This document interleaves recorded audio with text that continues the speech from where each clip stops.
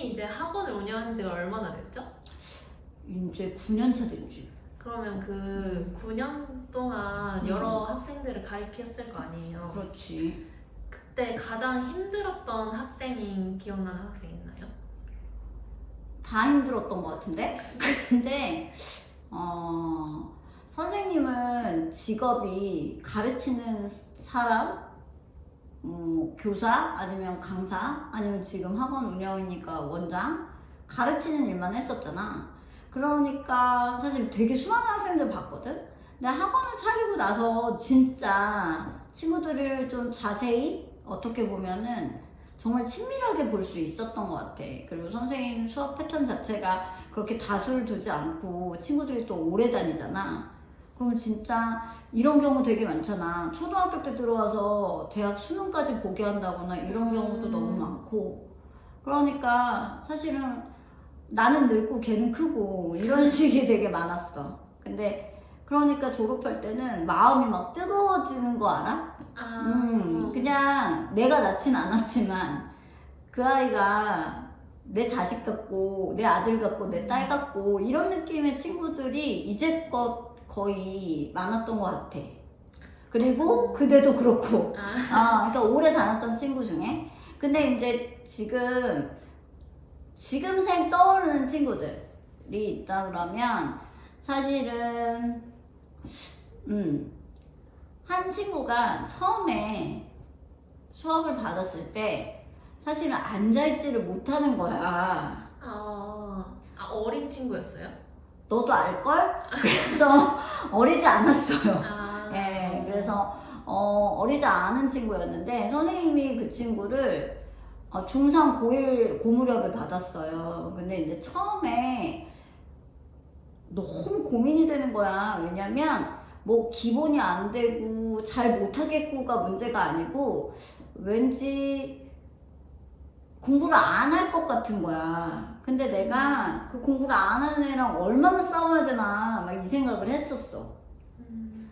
그리고 또 그 친구가 다니던 수학학원에서는 또 그 친구를 가르치지 않겠다고 했어. 그러니까 그 얘기를 듣고 내가 이 친구를 봤는데 선생님마저도 내가 너를 못 가르치겠어 라고 얘기할 수가 없는 거야. 왜냐면 그 친구가 속상해서 왔으니까. 그러니까 아니 돈을 받고 가르쳐야 되는 게 맞는데 거부를 당한 거잖아. 근데 이제 그런 친구를 나마저도 그렇게 얘기하기가 쉽지가 않은 거야. 그래서 계속 얘기했어. 나 되게 많이 시키고 나 되게 힘들게 해. 그리고 나 뭐 안 해오면 되게 혼내 이렇게 얘기를 했는데 하겠다는 거야.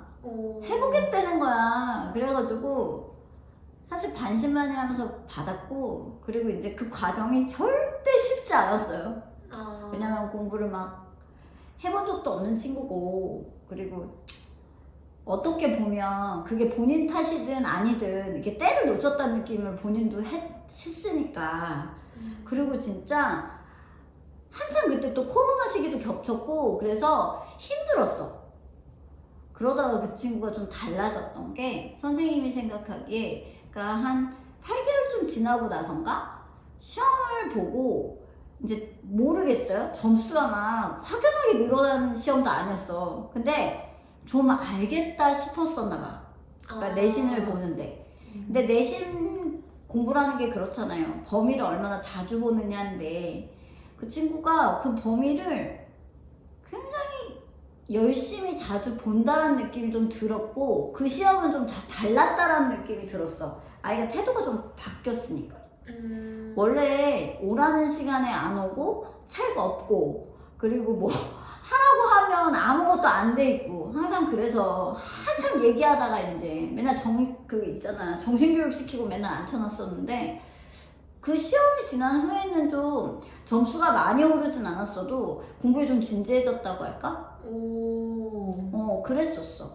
그리고 그 다음에 이제 내가 느낀 건 집에서는 공부를 안 하는 거야, 이 친구가. 그러니까 처음에는 숙제가 너무 안 되니까 요즘 집에서 왜 이렇게 공부를 못하나 했는데 집에서 진짜 공부할 상황이 아니고 공부를 해본 적이 없어서 그 다음에 주말에 매번 불렀어.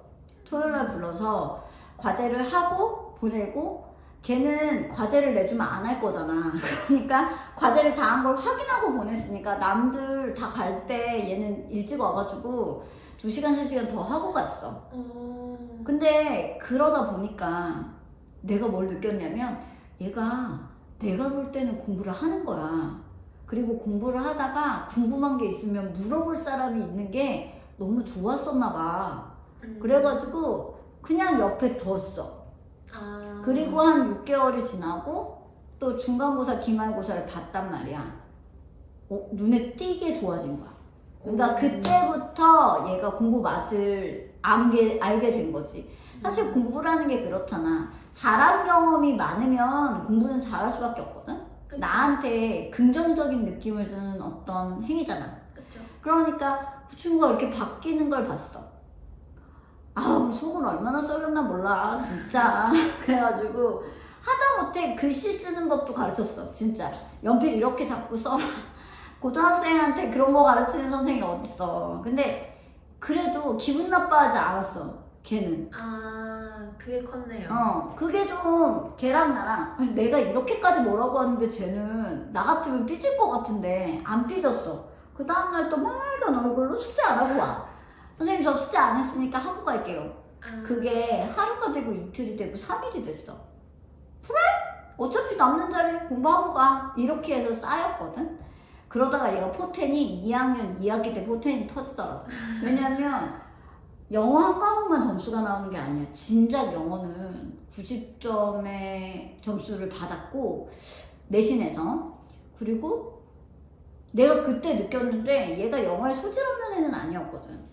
근데 그 영어를 놓지 않고 하더라. 근데 그렇게 점수가 나오니까 다른 과목도 공부를 하기 시작했고, 공부를 하기 시작하니까 이제 더 이상 내가 부를 이유가 없는 거야. 왜냐면 숙제를 해오잖아요. 그러니까 어머니 말로는 시험 기간에 매번 새벽 4시쯤 일어나가지고 공부를 하고 등교를 했다는 거야. 그건 진짜 기적과 같은 일이거든. 대단하네. 처음에 그 아이를 봤을 때 정말 생각도 못할 일이야. 내가 제일 보람을 느낄 때가 어떤 때냐면 그 친구가 그 기쁨을 얻고 그리고 좋은 결과를 계속 얻어서 나날이 발전하는 모습을 옆에서 보는 거야.